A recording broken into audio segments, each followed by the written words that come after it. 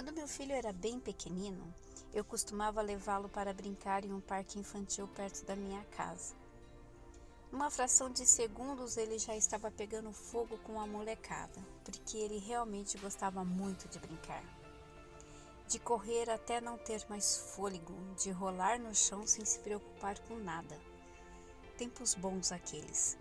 Era inacreditável a energia que ele tinha. Viver bem é estar entre os iguais, por isso eu não tinha dúvidas. Deixava-o no meio dos seus iguais para igualmente gastar as energias e aproveitava para tirar um tempinho para mim, para ler, escrever ou simplesmente descansar. Claro que com um olho bem espichado lá para o meio da algazarra, e eu era capaz de identificar meu pequeno num raio de quilômetros no meio de todo aquele alvoroço. Um dia, uma cena inusitada chamou a minha atenção.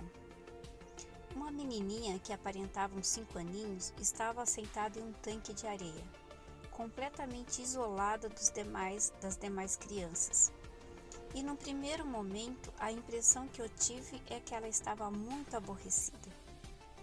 Completamente alheia à algazarra, à correria e à gritaria da gurizada nos brinquedos, ela estava tão concentrada no seu mundinho particular que parecia sequer ouvir qualquer som ou perceber qualquer movimento ao seu redor. Imediatamente me pus a imaginar o que teria acontecido com aquela pobre criatura. Quais os dilemas que deveria travar, provavelmente na família. Será que os pais brigavam? Bebiam, sei lá o quê?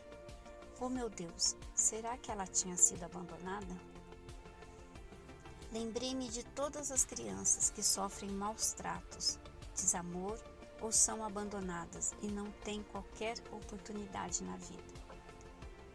Entristeci-me ao lembrar da irritação que sentia ao ser abordada por algumas delas, no semáforo, no restaurante ou em qualquer outro lugar. Esquecida que a culpa dessa situação podem ser de muitos, menos delas. Me emocionei, imaginando o drama que aquela criança poderia estar vivendo, tão pequenina e tão solitária. Meu coração ficou apertado e eu me lembro que eu senti uma vontade enorme de me aproximar para conversar ou mesmo brincar com ela. A dor daquela pequena havia feito eu me esquecer completamente de espichar os olhos para ver o que o meu filho estava fazendo. Eu esqueci dele lá no meio das outras crianças.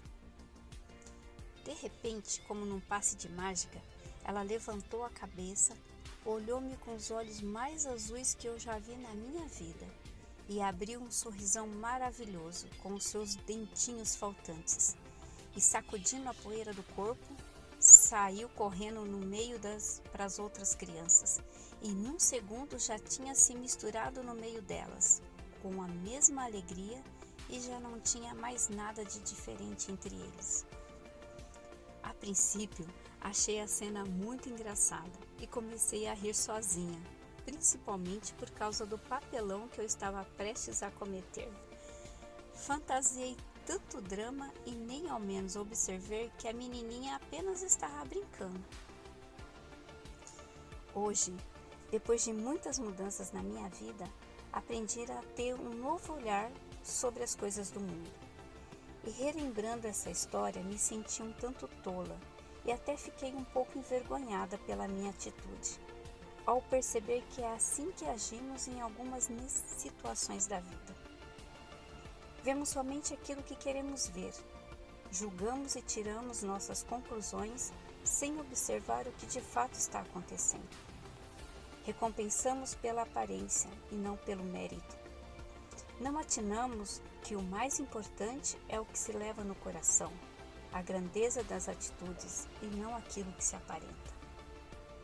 De fato, prestamos menos atenção nas coisas do que deveríamos. O querer que tudo seja conforme nosso desejo nos apressa em nossas conclusões, por isso nos enganamos. A aparência é apenas uma válvula de escape para justificar que a fantasia sempre parece ser mais interessante do que a realidade.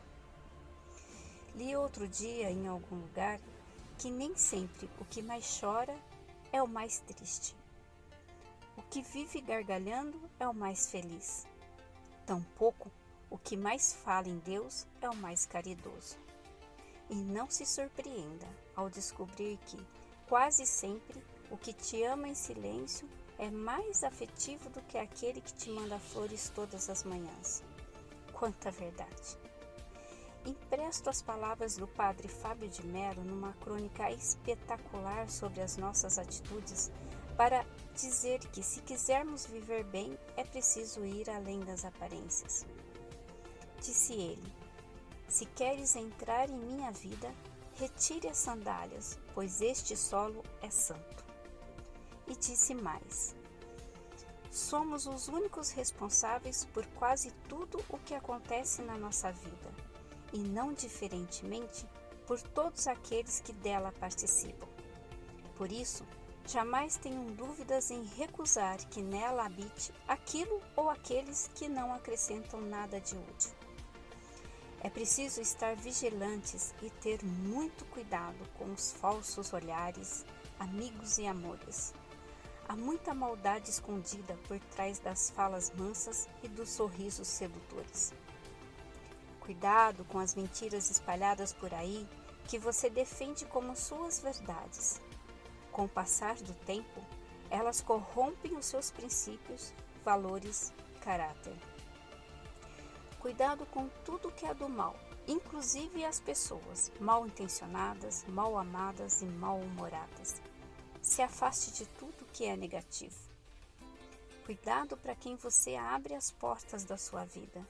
Dificulte o acesso à sua casa daqueles que não têm bons hábitos com seus próprios familiares. Provavelmente será esta influência que levará para a sua família. Desconfie das falsas promessas. Jesus já nos advertiu sobre isso. Cuidado com os falsos profetas.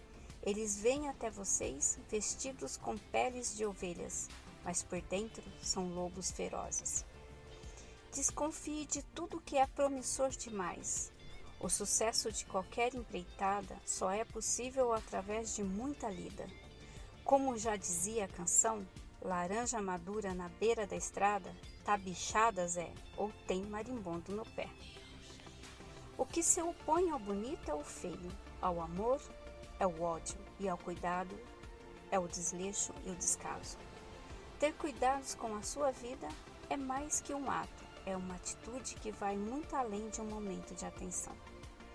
Ter cuidados com a sua vida significa envolver-se afetivamente consigo mesmo, ao ponto de acreditar ser um templo vivo de Deus, mesmo com essa cara lavada que dele recebemos de presente. Com isso, eu concluo que iludir com as cores, luzes ou aparências está fadada a um grande erro, pois as cores, com o passar do tempo, podem desbotar, as luzes perder o brilho e as aparências enganar. Oxalá tenhamos a capacidade de ver além das cores, luzes e aparências, e aí é bem possível que consigamos enxergar a essência de cada um e amar a cada um exatamente por causa da sua essência.